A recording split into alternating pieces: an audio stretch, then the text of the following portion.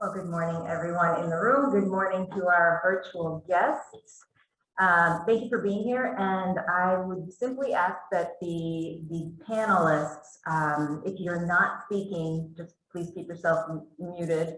That's just Zoom etiquette. We all should know that by now. We've been doing it for 20 months. So thank you for that attention. So thank you again for being here. Today we have 4 panelists with us.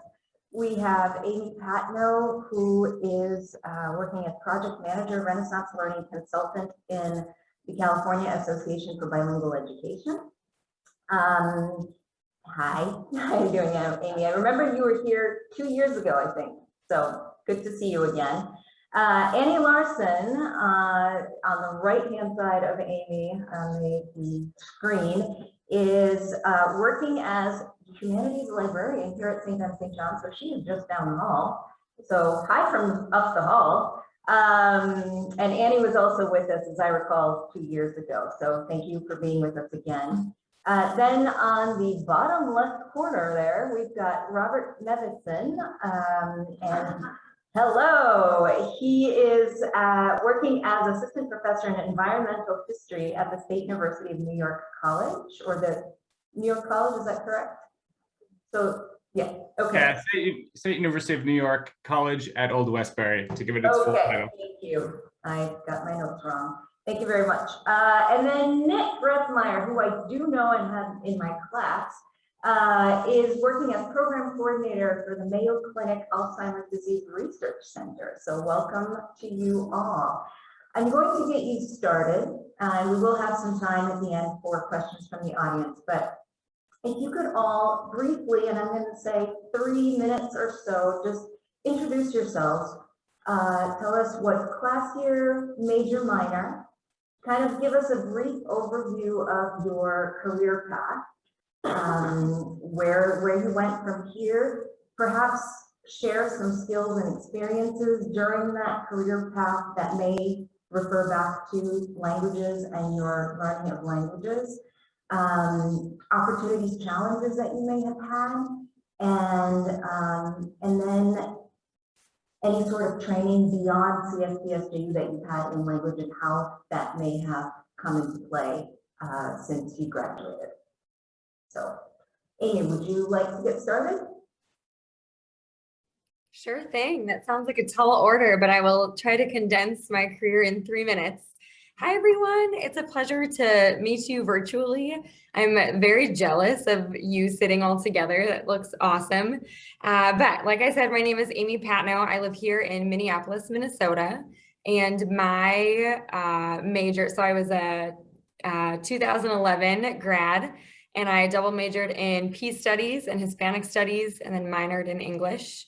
And career path. So upon graduating St. Ben St. John's, I joined and applied for Teach for America. So if you have any interest in going into TFA, please reach out.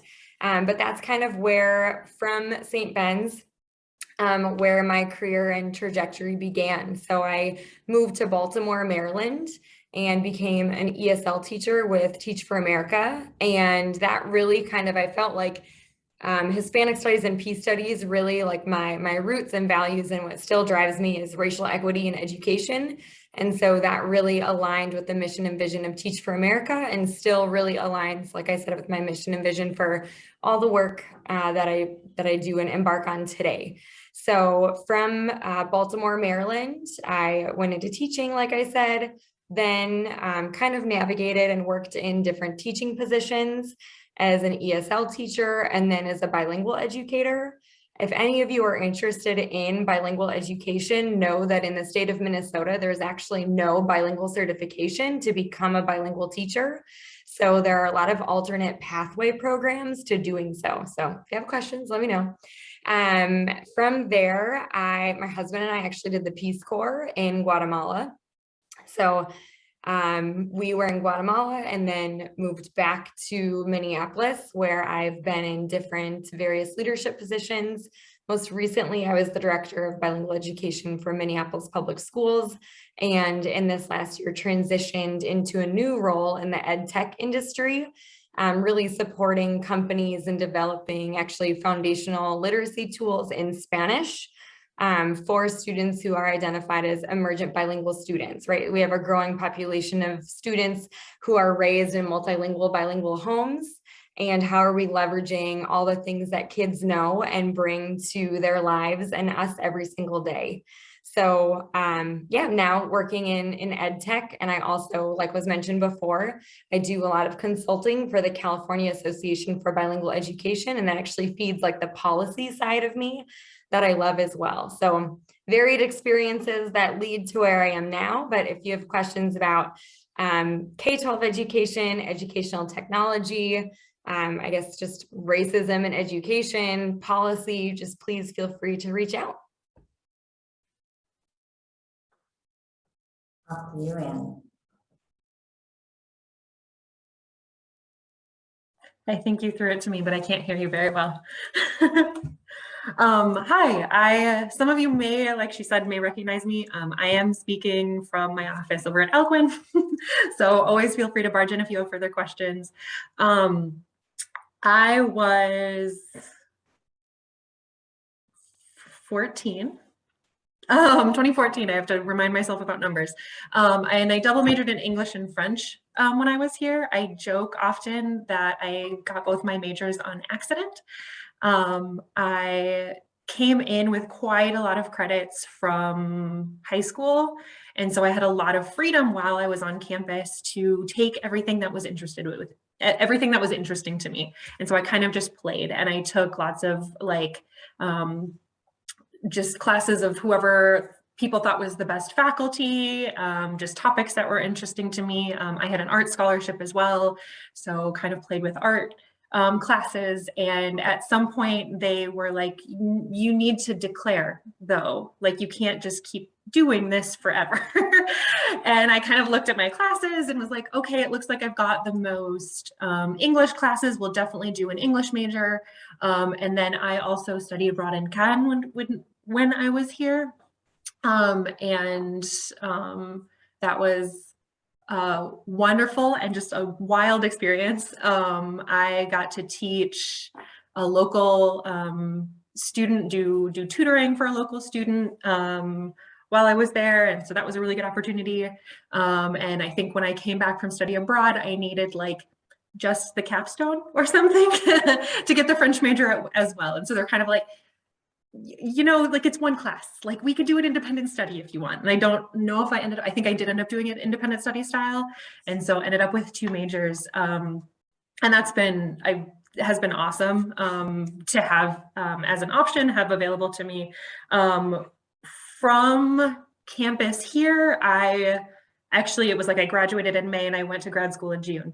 I took a class with Cindy Malone, who is still here, called Editing and Publishing. A lot of liberal arts degrees, you get sort of the question of like, well, what are you going to do with it? Like interdisciplinary, what's your major though? What job do you want? And I think, I don't know if Amy will agree with me or not, but especially in English, they're sort of like, well, do you want to write? Do you want to teach? I'm like, I don't know, please don't make me decide things. But I took editing and publishing, and that was a really good opportunity to say like, all right, what are options? What are practical things? Because again, a lot of my undergrad experience was like, I just played with a lot of things. I got invited to clubs and I said yes, right? Things like that. I got asked to help volunteer and I said yes, a lot. And you learn a lot about what you like, but definitely what you don't want to do as well. So a number of the internships I'd done, for example, I did an internship in art conservation, and it was wonderful and fascinating, and I found it to be very lonely. So that was one where I was like, this is great, I love this work, but I don't want to work by myself forever. And so also learning what is not for you is very useful. Originally, I thought teaching was not for me. That was the big one you get asked as an English major, are you going to teach? And I always said no. That I tried subbing, and I was not very good at it. And I was introduced to librarianship, so I got my master's from the University of Illinois at Urbana-Champaign. I can never remember how they do that. And I did my master's entirely virtually, which was really, really nice for me. I knew that right away going in. And then I worked in a public library at the Omaha Public Library for a while. I worked at the St. Cloud Public Library up here. I also worked at the Tech College, the St. Cloud Technical College, behind their desk. I've done work in archives. I've done work in a publishing house. So I say I've done a lot of book adjacent work. Especially the biggest one up until this role. So as a humanities librarian, I work with all the languages and cultures departments. So it is very direct what my language has done for me here. But my kind of biggest thing that I look at a lot is just different types of literacy, especially in regards to technology. And it changes extremely rapidly. And so thinking about technology, thinking about working with different populations, especially in the public library, I can say is probably the most direct, aside from teaching a language class, kind of the most direct place that foreign language study has been helpful for me.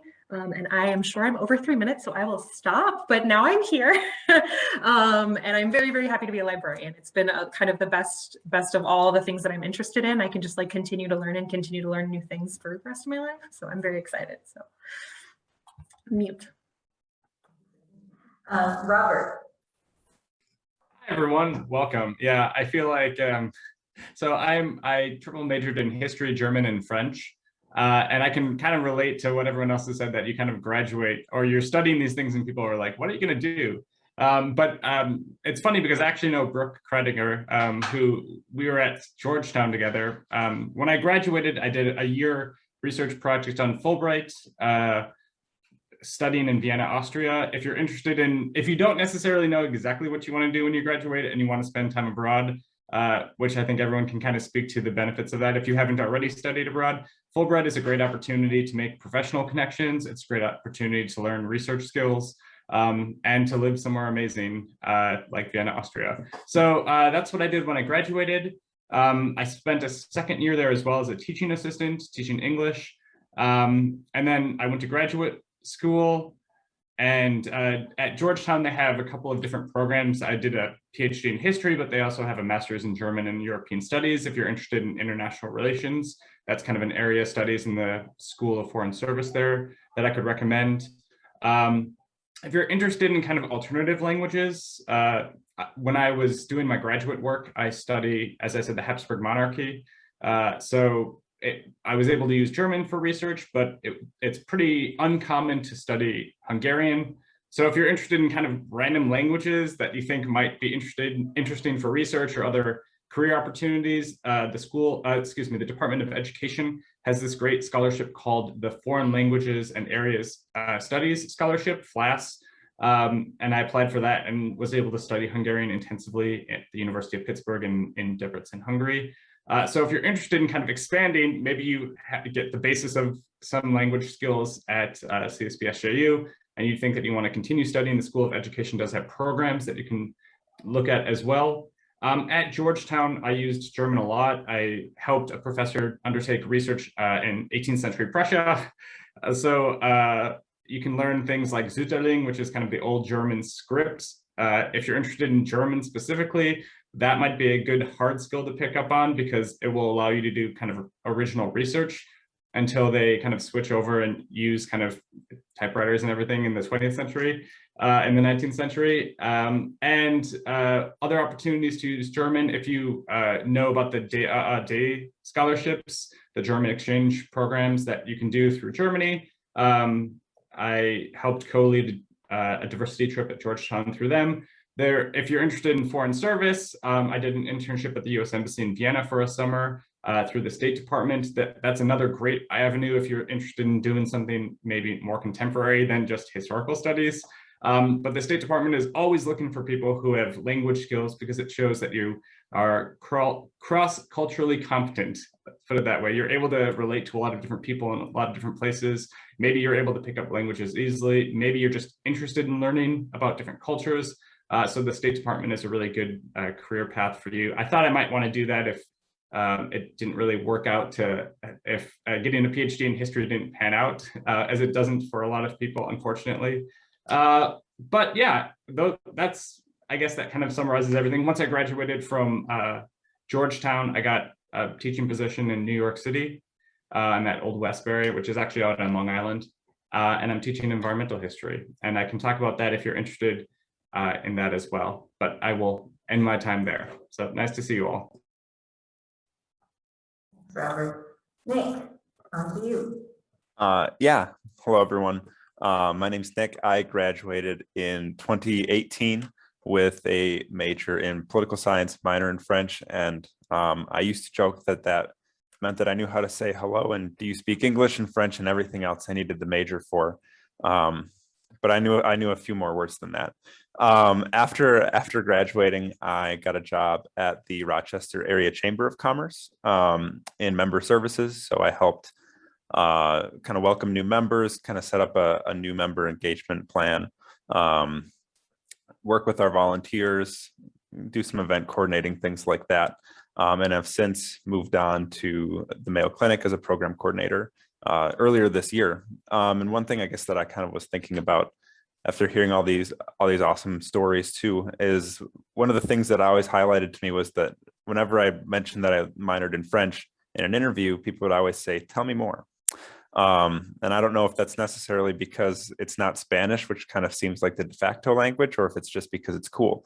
But it kind of gave me an opportunity to both share kind of what I've learned from French in the sense of skills that I've built, being able to feel like I can effectively communicate a little bit better, having to learn how to do that in a different language, but also kind of figure out who I am a little bit too, and kind of sell myself in that regard, because in a lot of ways, what you like about language, I think, reflects on what excites you in general. And so parsing through that helps people understand who you are too. And it's just an awesome opportunity to be able to share that and through a unique expertise of language. So looking forward to sharing more. Thank you, Nick, and thank you to all for those first comments. Nick, thank you for the transition too. That was actually the next question that I had for you. And Robert kind of mentioned also the idea of cross-cultural competence. And none of you are really directly using language right now. I mean, Amy is to a certain extent, but the other two panelists are not. However, sorry to interrupt, but I should actually mention my wife is German and we're raising our daughter bilingually. So I actually do use German on a daily basis. So if anyone meets anyone abroad, you will probably use languages a lot. Yeah, and I'll add, I speak Spanish for my position. Oh, sorry for that. Yes. That's okay. Then Annie and Nick are not using language right now, but you all have had a very interesting arc in terms of where you came from at St. Ben's and where you are now. And going back to what Nick was saying in terms of these skills, could some of you perhaps refer, or all of you, refer to skills that you feel like you gained through the study of language, through maybe more broadly the liberal arts education and experience at St. Ben, St. John, and how that has impacted you? Nick already started with that question about, tell me more about being a French minor. So, and maybe if you just want to raise your hand, then I can kind of guide you to talk. If anybody wants to start. Oops. Robert? Go ahead, Amy. I was just going to piggyback off of what Robert said earlier. I think just it demonstrates your willingness to learn, right? To learn about new things, to learn about other people, to learn about other cultures. And the more that you get outside of St. Ben's and St. John's and to other places and environments, and you learn about where other people are from, you learn about other lived experiences. I think that just studying Spanish, and I studied abroad. I did the May term to Spain. I did a semester in London, and then I did an ABE trip to Peru. And I think that just even those experiences from St. Ben, St. John's just really like explode your mind. Like, wow, there are different ways of doing things. There are different ways of speaking and articulating and explaining. And that really comes in handy when you're trying to build relationship, whether it's relationship with another individual personally or professionally. Yeah, and kind of building off of that, I think that time abroad will teach you a lot of really interesting things about yourself and a lot of interesting things about your society that you maybe like or that you don't like. And I think that one thing that's interesting is when my wife and I had our daughter in Austria while I was doing my doctoral research, there was a lot about childcare that we thought was really supportive, and we really liked the societal approach to the support you give to new parents. And that's something that, for example, when we've come back to the States and we're expecting our second child now, there are things that I'm trying to advocate at my place of work. Like, are there things that we can get? Is there support that we can get as employees that I have learned to expect that society should support? And so I think that it's interesting that you can bring back elements of those other cultures and say, hey, look, this is kind of working, but there are things that we can do to improve. And I think that that's something that potential employers are going to find really valuable as well, because you have that unique insight that you're going to say, oh yeah, it's kind of silly, but they closed down the banks for this period of time at this part of the day. And maybe that's something that you find frustrating when you're studying abroad, but maybe you're like, the rationale is maybe it increases productivity at a company. There are things that you can kind of lead into when you're talking to people who want to employ you and say, oh yeah, I have kind of some interesting ideas maybe that they haven't heard about before. So I'll jump in. Yeah, I think in my experience, it's less about like, I know vocabulary in French, right?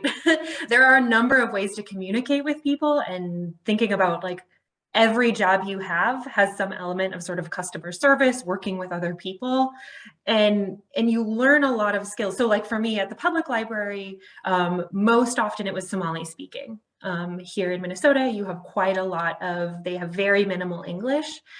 And a lot of the tools I learned in working with like my family that I worked with in France when I was studying abroad, or just learning the language and understanding things like sentence structure, right? It makes it easier for you to connect more quickly and understand the kind of communication sort of trends that are happening in interactions, and you can follow along with them. And I noticed me, and there was another staff person at a particular branch that spoke Spanish, often got those interactions. They were kind of like directed to us just because we could kind of read them better. And again, it wasn't French, it wasn't necessarily the language I'm comfortable with, but like here on campus, I do research in all the languages. I don't know all the languages, but there are trends that you can follow and that you can learn about, like thinking about other cultures that apply more universally. And it just is like, that's the liberal arts thinking, right? Like that's why we constantly advocate for that. It's interdisciplinary. It gives you a way to engage with more people. And I'm kind of trailing off, but it's not just it's not one or two things, right? Like it just changes you and how you listen and how you read people as a person. I'll build off that. Because as you were saying, the word that stuck out to me was empathy. It helps you build empathy, because I think you've been in that situation before, because like learning a language is really hard. And so having to kind of converse with people that maybe don't have that same sentence structure or kind of are in that situation, it kind of just helps you relate a little bit more. And just in general, you've been in that kind of vulnerable situation of having to learn a language that you don't know. And I think in a lot of ways too, it's also just an evidence that you like to take risks, even if you don't feel like you're a risk taker. Like it's a uniquely vulnerable position to have to set yourself apart and try and learn a new language, whether you're majoring in it and you feel almost fluent, or it's just a 111 class. It's a big risk to take it, and it puts you in a vulnerable position because we're all trying to learn and we're all at different spots. And just being able to share and showcase that, I think, is really important too. I'd love to add one more thing too, that like the world is multicultural and bilingual and multilingual. So like once you get out of, and like in the pandemic, a big word that has stuck out to me always is like intersectionality. Like language becomes, and for those of you who may already be bilingual or have a language other than English that's your first language or home language, or however you define it, like it's a piece of our identity and it's a piece of your lived experience. So I think like the empathy piece, but also it becomes a part of your identity. And when you get out of like St. Ben, St. John's, or you get out of like, I'm even noticing on the panel, like I'm going to just call it like we're all white. Like that's not the world. The world is multilingual, bilingual, multiracial, there's just so many pieces to identity that I think language gives you a leverage to understand others. That's the most powerful reason as to why I like stuck with Spanish. It was like, this is important. This is a value to me.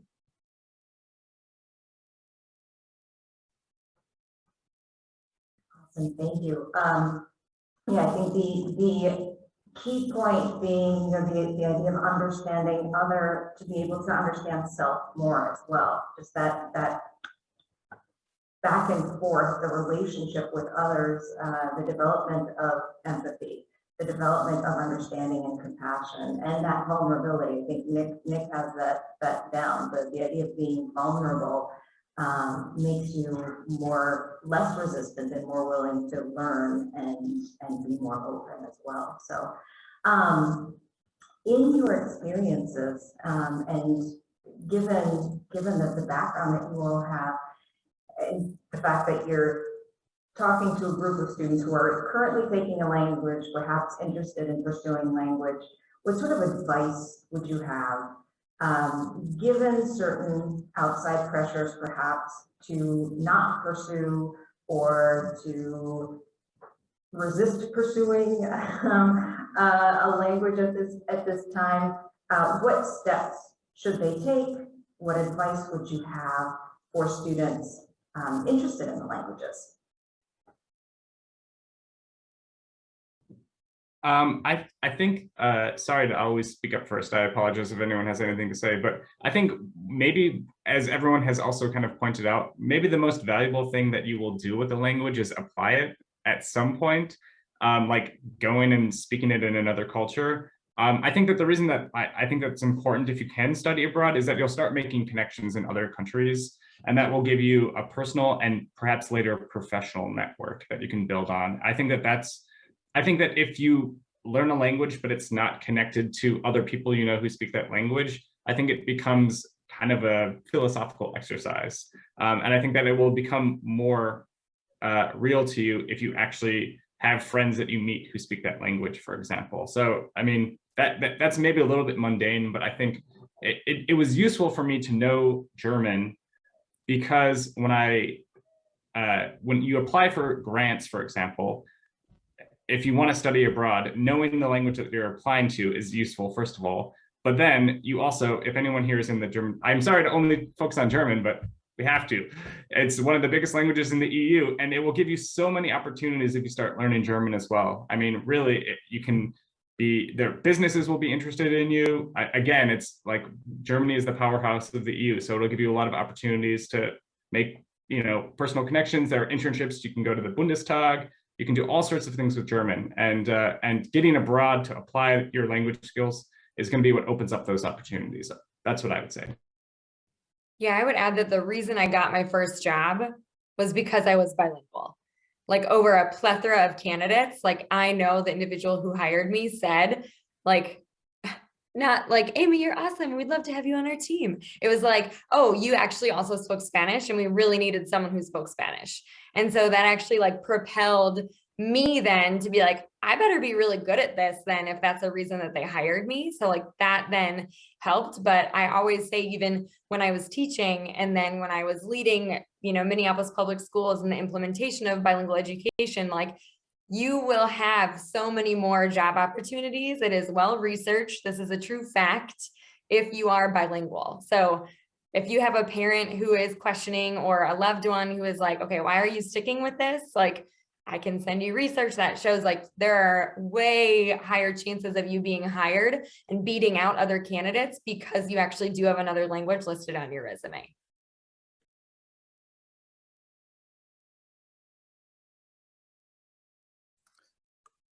I guess one thing that I was kind of thinking about, and this is maybe a little bit more micro, but just kind of the sense of like personal development and like achievement, and really feeling like you've accomplished something. And I think that regardless of what you're doing is important too. Like, I remember I also studied abroad. I forgot to mention that, but might be a little bit in the weeds, but there was one phrase that I wouldn't get right the entire semester, and the last day I got it right, and my teacher said that I got it right. And it was just this internal satisfaction that I still haven't forgotten about, and it still fills me with an intense sense of pride. And I think just getting that personal development of really growing yourself, stretching yourself, will also just show off, and I think it helps you understand yourself a little bit more too.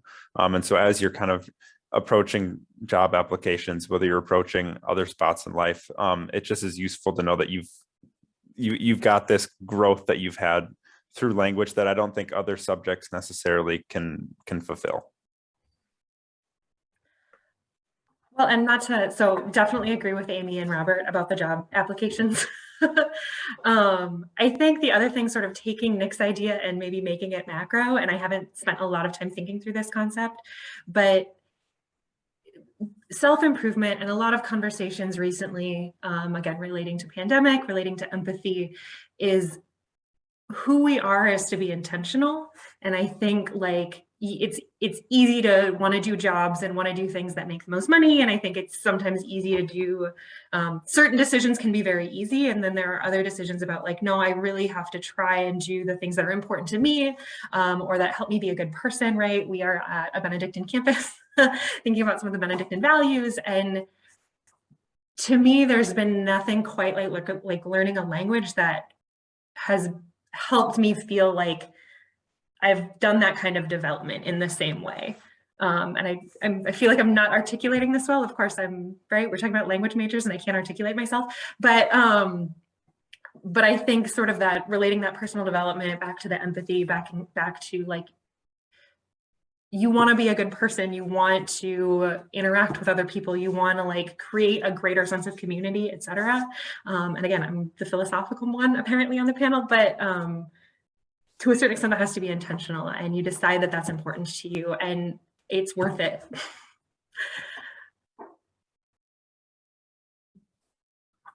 Thinking back to your time at St. Ben St. John's, what was perhaps the best memory or most surprising memory that you may have had in terms of your language learning? Was there a mentor? Was there a class that really inspired you?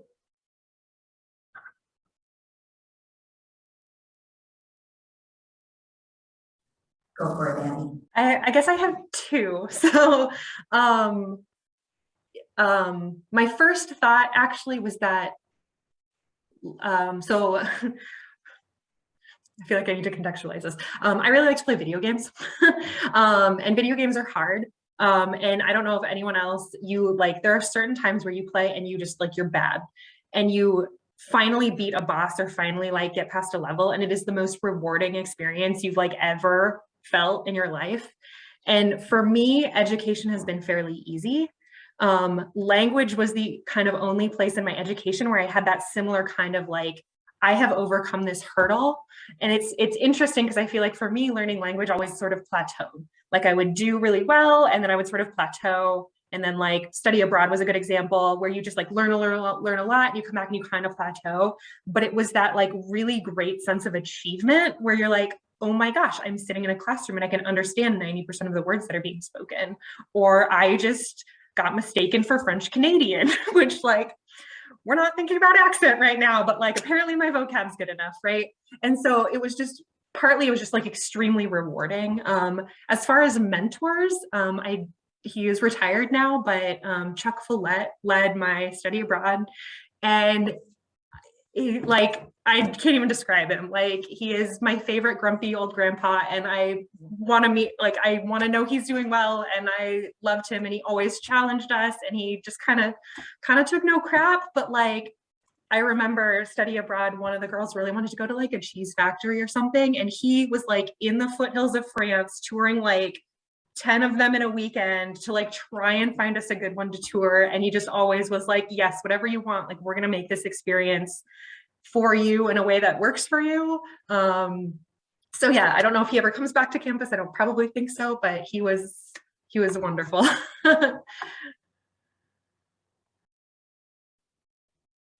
Yeah, I think that the connection with the faculty is certainly, I think, what stands out in my mind.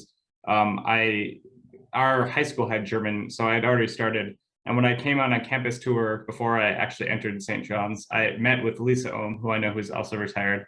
And we were just chatting and I said, I don't really know if there are any job opportunities, but I'm just like looking for something on campus. And she's like, oh, well, you speak German, you're interested in studying German, and we actually need a teaching assistant. And like that became also a kind of a new trajectory for me, because I think it's pretty common for people to study abroad their junior year. And she was like, oh, you're going to be my teaching assistant. Yeah, you should go your sophomore year, you know, get the experience. And being kind of a little bit younger and having that opportunity was good, because I kind of always considered myself a little bit quieter in high school, or a little bit maybe more introverted, and kind of studying abroad with a lot of kind of rambunctious older students kind of gave me an opportunity to sort of meet other people in Austria, because I didn't know any of the other people I was on my study abroad with.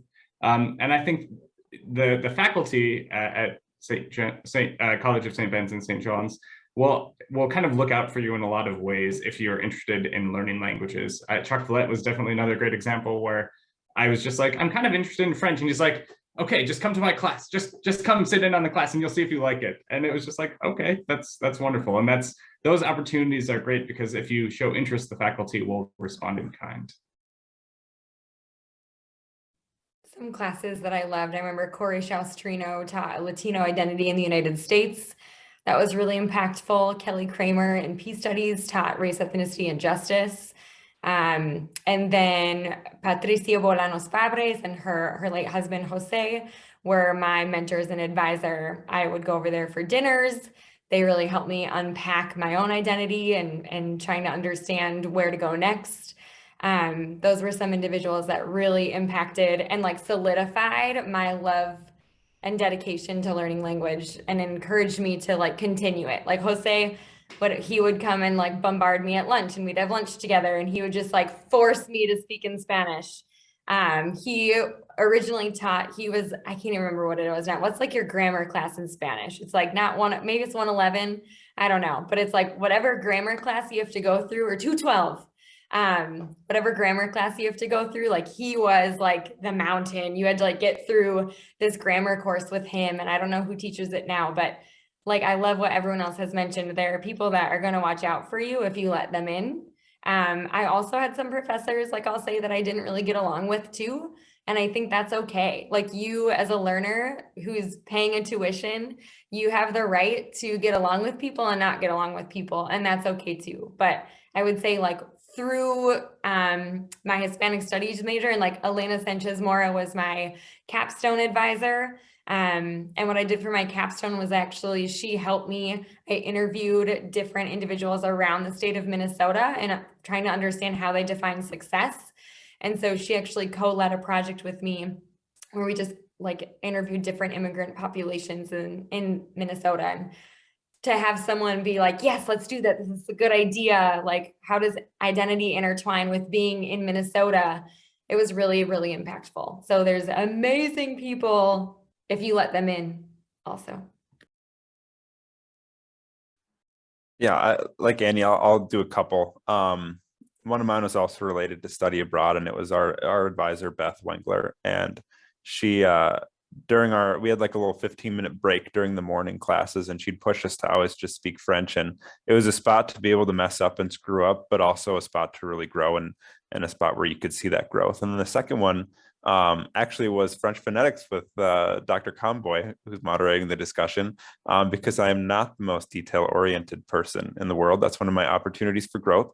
And I think that phonetics is very detail-oriented. And so kind of diving into that and realizing that I kind of enjoyed it, I think was just really internally an affirmation that I actually really, really enjoyed French. And it was a spot to grow, and it was a spot to learn, and a spot to fail a lot too. But she gave us the space to do all of that. Yeah, you're not the first person I've heard talk about the phonetics class. So Anna, if you teach that again, I would love to audit it. I hope to teach it in the spring of 23. So we'll see if that happens. I'll let you know. And Annie, Chuck is doing well. He's obviously retired, but he's doing well. And if you go to the gym early enough, you might see him there. Just FYI. Yes, here. And thank you, Nick, for those lovely words. I love teaching phonetics. So anybody out there who wants to take French phonetics in spring of 23, please do. We have about 12 minutes left, and I'd like to open it up to questions from the audience right now. Since the panelists probably can't hear you very well, even if you project, I will just repeat the question into the microphone if you have a question. Are there any questions, any comments? Yes, in the back. Look like when looking for a job, I'm a student, so I'm looking for a job.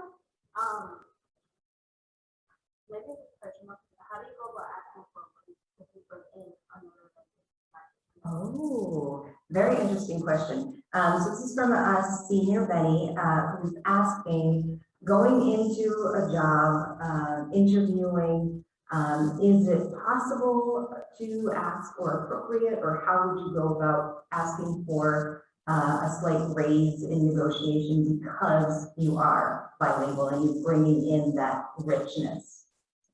Great question.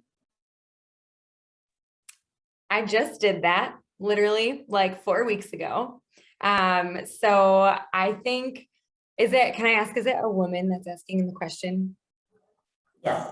Okay. I also think as women, it's like, this is super important to advocate and ask.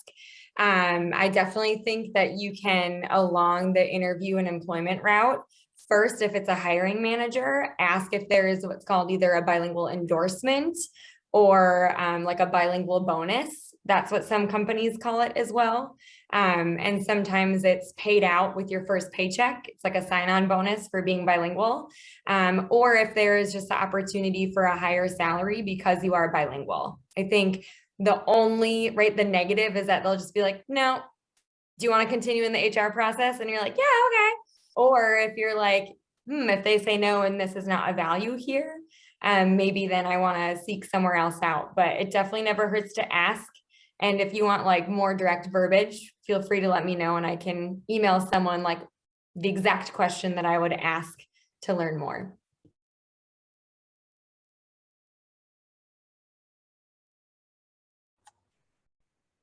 Questions or comments from the panelists about that question? So I have a question. Robert, so I studied German and biochem, and I'm really interested in international science policy. And I was wondering if both of us could talk more about their policy. And you graduated, correct? Or are you graduating? Okay. So this is another Benny who's graduating in December, and this is a question specifically for Amy and Robert. She's interested in international policy and would like you to kind of explain more about your experience with that and talk about that.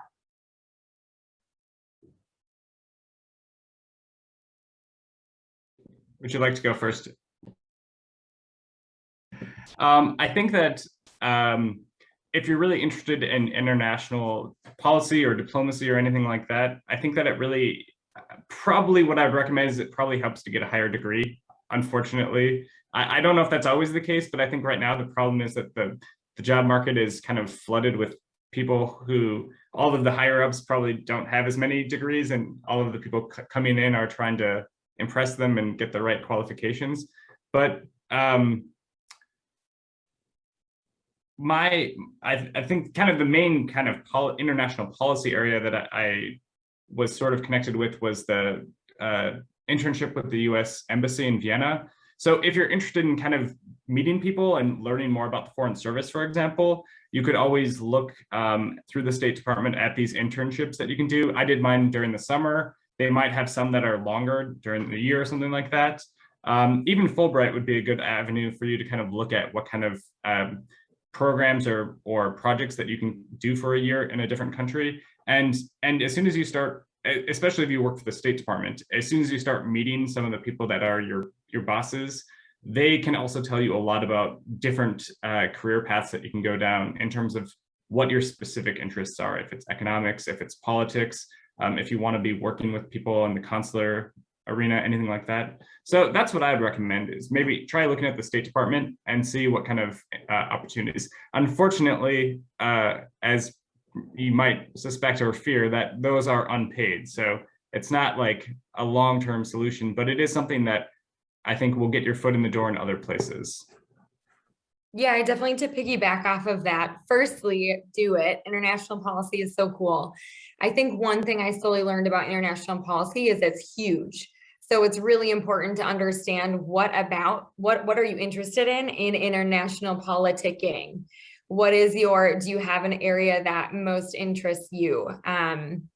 Right? Is it, is it gender equality? Is it access to food and nutrition?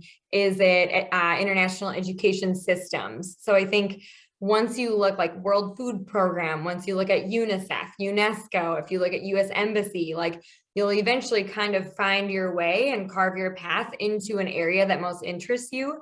And I think to Robert's point, that's what an advanced degree will do for you. If you go, I know the U has an awesome policy program, international education, Georgetown. I went to Johns Hopkins. Johns Hopkins has an amazing program. But I think definitely to Robert's, like get outside of the country. So like leave here and go explore somewhere else if you haven't already. And then, yeah, whether it's exploring internships, feel free to email me. I have friends that work for UNICEF. I have friends that stayed in the Peace Corps and are on staff in Guatemala. There's so many different opportunities for you, but definitely figure out a way to narrow it down and learn what it is that really lights your fire, like what gets you going and what makes you really passionate, because international policy is huge. So what, like I said, what is your area? I'm going to add something quick too. The nice thing, if Robert had mentioned Fulbright, the nice thing about Fulbright is that even if you graduate, you can still apply and use the same support system through CSB SJU. And so Phil's super great to work with and very, very helpful. And I think that he and the staff there help people put really competitive applications out, even for people that have graduated.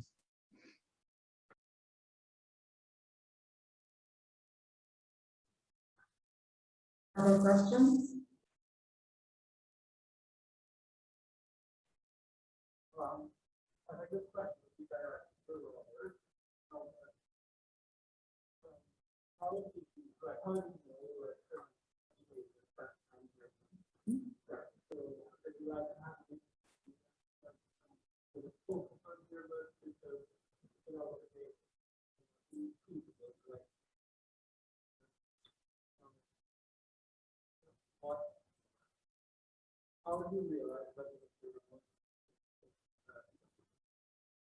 It's a great question, and maybe Brooke, you could also answer this one. So this question is directly mostly at Robert, since Robert did both German and French, and the question pertains to kind of how do you navigate two languages, and how do you determine, well, how did you determine that it was German over French and not French over German?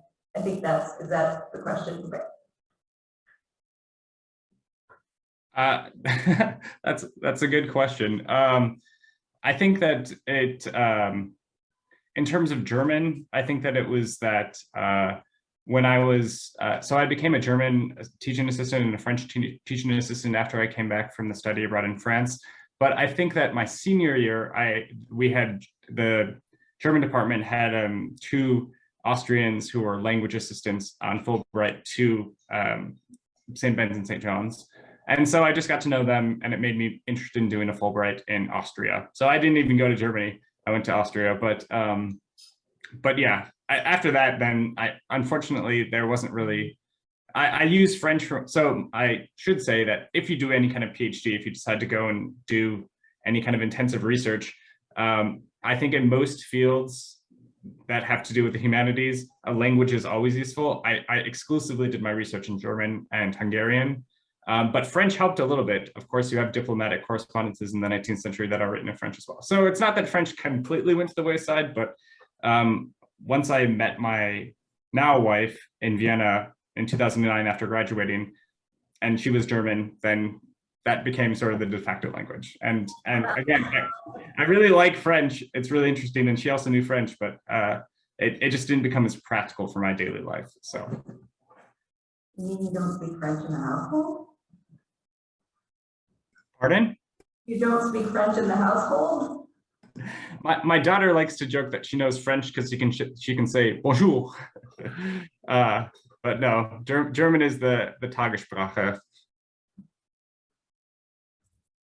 Did you want to? Yeah, so I majored, I'm a Betty, I'm now a professor of German here, so, I majored in French and German as an undergrad. I started out in third semester German when I came into high school, and I started out in first semester French because I like languages. And I plowed my way through, both majors, studied abroad in Austria my junior year, and, in France my senior year. And I really wanted to go on to work in French. So I decided to apply for a teaching assistantship in France and in Austria and Germany. I got a position in Austria. I had an alternate position in France. So that was how my fate was decided. I ended up going with the sure thing. And after 2 years in Austria, I loved German. I loved Austrian culture. So I may have passed everything else. I got a position in France and I got that. Thank you, Brooke. Brooke just shared her story. And thank you, Robert. Robert has to head out, so thank you for coming. We are just about at time. I wanted to ask the panelists, Robert just shared his email address, and I don't know, Cassie, if you have the email addresses for the panelists. I think that it might be beneficial if students are interested. Amy was very kind to say, reach out if you have any questions.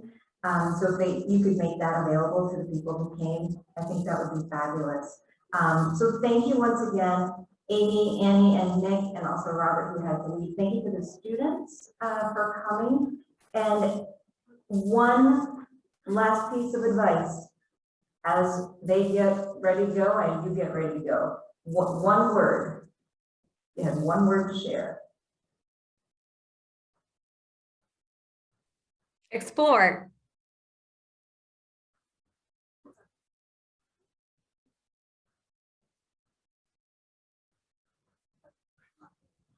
I was gonna say, yeah, the first one that came to mind was like experiment, which is very, very similar. Try. Explore, experiment, try. Go for it. Thank you so much. Have a great day.